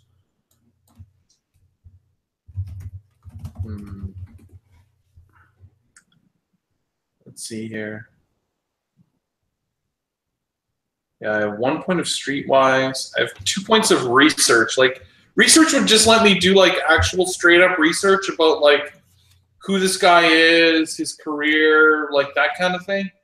But like maybe a little deeper than the normal internet searches would give you, or what? You'd be finding factual information from books, records, official sources, and the internet.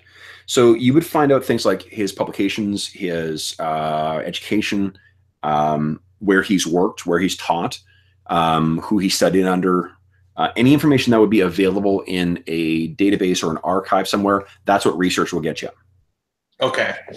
Yeah, so I'll spend a point of research on this guy. Well, again, there's a base level that you're going to get, and this guy's not got. Actually, no. I see. Like, I don't necessarily have to spend a point for that. No. Here's a good point where it's not something I thought of, but because you're going to spend a point, I will give you something extra. Okay. So the basics is that this guy has studied for the most part in I think like an undergraduate in Italy. Graduate studies in Italy, probably as well, somewhere else. And then he's done postgrad work in Vienna. And he's old enough, so he was one of the earliest scholars who actually started working with, there's articles that were published shortly after the fall of the Soviet Union or the collapse of the Berlin Wall. And that's not true. The Iron Curtain went down, where he actually is one of the first ones to have studied in Southeast Europe. Fun fact: want to know what Romania is named after? The Romans. Yeah. So he was at access Romania and Hungary, where there are lots of actual original, there are resources that when the Iron Curtain went up were sort of trapped there and were accessed by Soviet scientists or Soviet scholars, but were inaccessible to Western scholars until, the collapse. So he seems to have gone there. You also find in the course of your research that he has an arrest on his record as well. That's what your spend gets you. He was arrested in Vienna as part of sort of a sweep for a bunch of art thieves, or antiquities thieves, I should say. That won't give you anything further. The research won't give you anything further. No charges were laid, but his name does appear in an arrest. He was when he was processed. The 1 point of spend tells you that seems like some folks may have gone to length to try and expunge his name from these records as well. There's a conspicuous I think if you spend another point in research, you may be able to find some other stuff. Or you can try using another investigative ability if you like. Yeah, like I'm wondering if that's like what he kind of found from research, and if he would. So now maybe using that streetwise point. I actually have a criminology point as well. But streetwise might tell me more about. So criminology would study crimes and the methods for solving crimes from laboratory techniques to psychological profiling. You can recall details of past art thefts, bank robberies, serial murders, and everything in between. So maybe I remember something about this antiquities theft ring that he was maybe tied to. Yeah. Yeah, actually it is. So what it was is there was someone who was basically trying to sell on the black market a what turned out to be a forged copy of a Renaissance era work of translation. Another one of those sort of like there are certain texts that are just seminal works, right? Like there are where it's translation of Herodotus, like the father of history, or Plutarch, another historian, or the writings of Aristotle or Plato. Those things are common stuff that you find like college textbooks and stuff. But there's also personal journals or other really obscure pieces that aren't really dramatically significant historically speaking, but they're still artifacts of a certain period, so they may have value to certain people, particularly if there's some kind of genealogical link to them or whatever. When any event, this was apparently that was the nature of what was going on. From what you can tell, he wasn't on the side trying to push the forgeries.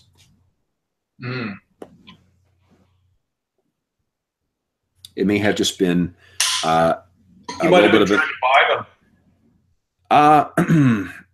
Judging from the research that you've gathered about him too, it's not a guy who came from money. He's really bright and really well respected, but he's not rolling in dough.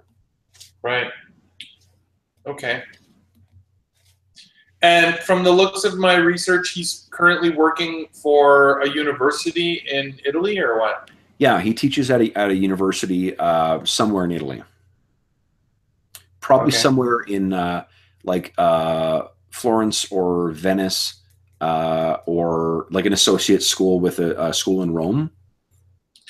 I'm going to call his. I guess most professors don't have like a secretary, but there would be like some kind of someone I could call maybe in the faculty. Yeah, in the department. See if I can find out the purpose of his trip to France. Okay. Like, you know what I mean? Like, just ask to like speak to him, and oh, he's on a trip to Paris. Well, like, just see what kind of conversation I can get from calling the faculty of art or whatever, art history. Sure. How do you think you're going to approach that? Because what this is I think it's going to be an interpersonal ability. Okay. Yeah. You know what? I will. And you don't necessarily need to make a spend. I'll tell you if you need to make a spend for it. But there are some things you'll just gain on a basic level just because you're trained in it. Right. I think I'll just try and use some like old school flattery, like try and get on the good side of whoever answers the phone. Okay. So you make the call up. I'm just going to pose as a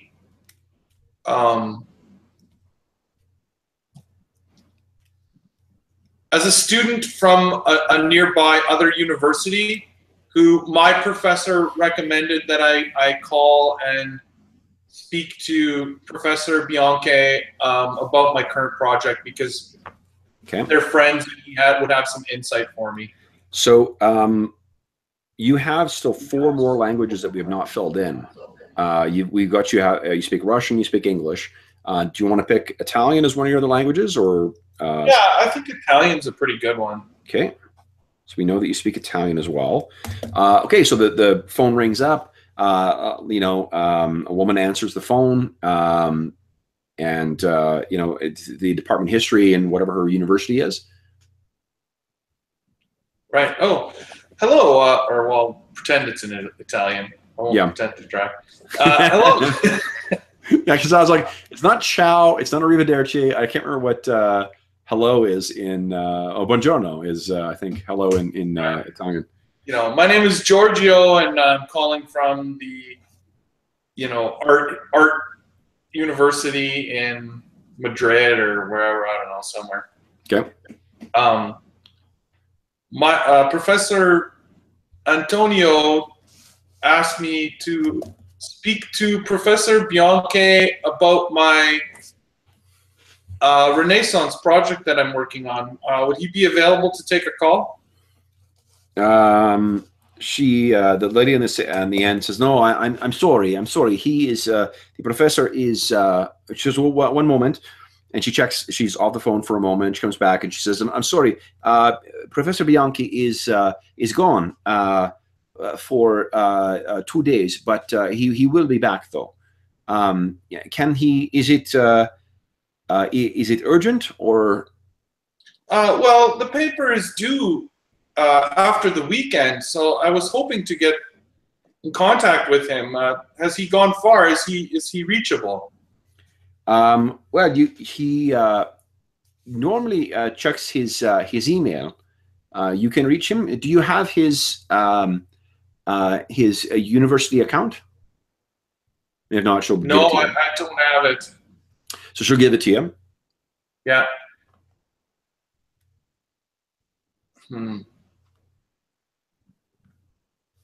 What else were you hoping to get out of this? The call? Just to find out if she would have said where he had gone. But she doesn't seem to be disclosing that, so. No, and I mean, you know where he's going to, because that's part of the information you had in your packet. Right, but if he got her to say where he was going, then like, you know, it's just going to be like, oh, that's very interesting. What's he doing in Paris? You know, that kind of conversation. Yeah. Okay. We can say the conversation went that way, and she doesn't seem to know. She just doesn't. She just says that. Right. You know, it's not like he told her what's going on. Yeah.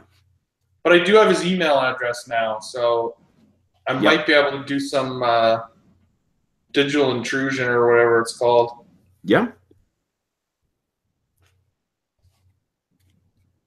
Okay. So how does that work? So digital intrusion, does that get me into an email account?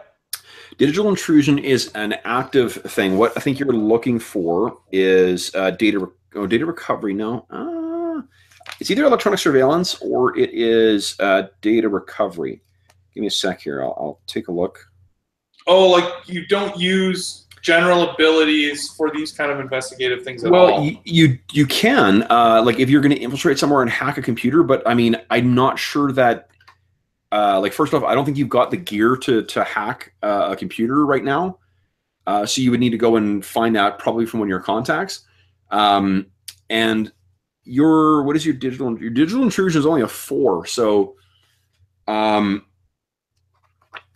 if it's a unsecured university server, then maybe that's going to be easy to access. Yeah, you can enter a secure databases without formal access. Okay, but wait, I remember in this game, I can create contacts or something? Yeah, that's what you, so the way that you spend, you can do 2 things. You've got 2 expendable sort of resources. You've got your network and you've got your contact, your cover, or rather your covers.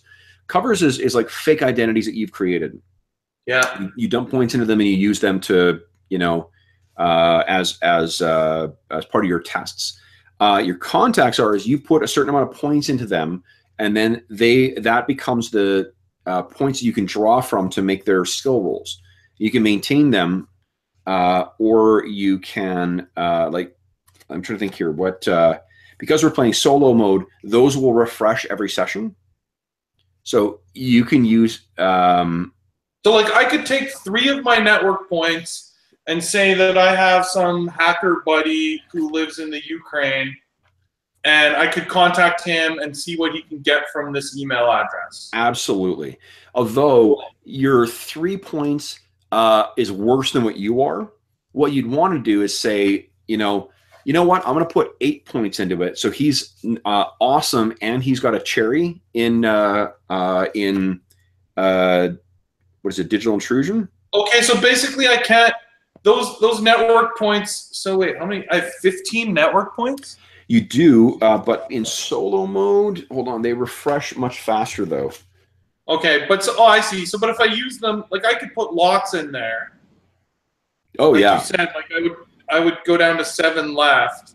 yeah, but what that would mean is that your contact, whoever your contact is, they would have 7 points. And the way it works is that you can, over time, you can dump more points back into that network pool or into that specific contact. So, so that you can top it up, right? Because when you're making your rolls and you're adding your dice modifier, you're going to be spending those points. Right. Oh, I see. As if I'm that person. Exactly. Yeah. Give me a second. I just want to quickly check. Yeah. So I'll put 8 points into at least 8. Maybe I'll even put 10 into his. Okay. And actually, we're getting pretty close to the end of time. So tell me a little bit about, which will give me an opportunity to actually read the rules on, because there's some good. Double Tap is the like I said, the advanced rules kind of book. It's got some great suggestions on how to make digital intrusion more interesting. Okay, cool. Well then, yeah, I see what you're saying. So we could do that next session. Yeah. Well, so I'll just spend 10 points on him. His name is Alex. He lives in the Ukraine. He was working for the oligarch character that I know, like a long time ago, maybe even like 15 years ago. But he's since moved on, and he, runs a small software business in the Ukraine. But on the side, he is, into hacking and all these things. And I've had him do stuff for me several times. And okay. So he's a Ukrainian. Basically, we're friends, but how old is this guy? He's a similar age to me, maybe a year or two younger. Excuse me. Okay. Or maybe 3 years younger. Kind of digital thing. intrusion 10. Awesome. And what are you trying? You want him to check his email? Yeah, I want to see if he can get into this email account and maybe see what kind of history of emails he's got, and maybe through that also get whatever he can about Professor Bianche. Love it.